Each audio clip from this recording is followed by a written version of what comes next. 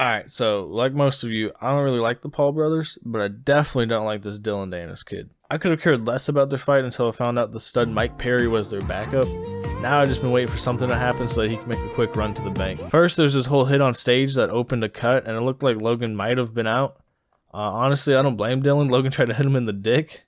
I don't care what fighter like you are. If you got hit in the face, I don't know like who cowers away like that, like Logan did.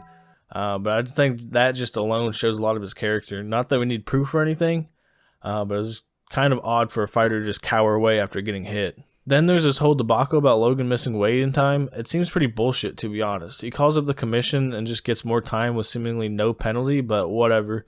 It's an exhibition match anyways.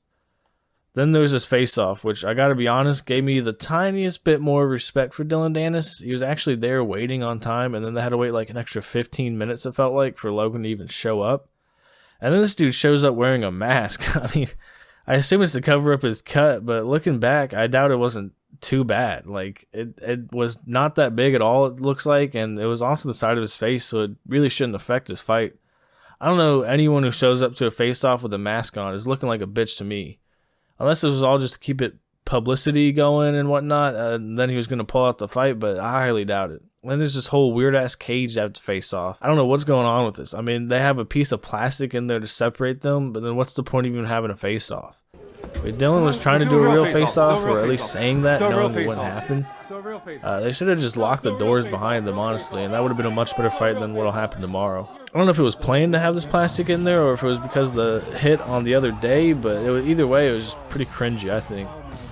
What tops it off even more is that Logan was talking about how all his boys would fuck Dylan up, and then he had Gordon Ryan come out and talk shit for him. You know I brought the baddest dudes in the world. I got Gordon Ryan to protect me in case he tries any jiu-jitsu bullshit.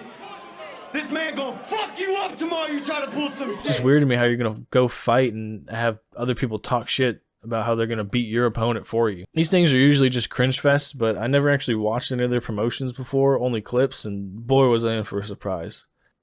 I really don't think they know what they did when they told Mike Perry he possibly might be in a fight, because now he just wants to fight. Out of nowhere at the end of the event, I wasn't even paying attention, and then Mike Perry comes out wanting to fight whoever the hell this guy is.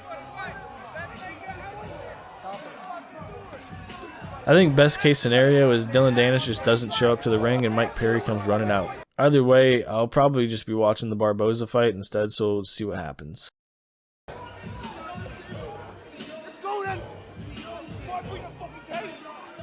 Okay, you know what? There's not enough room on this stage.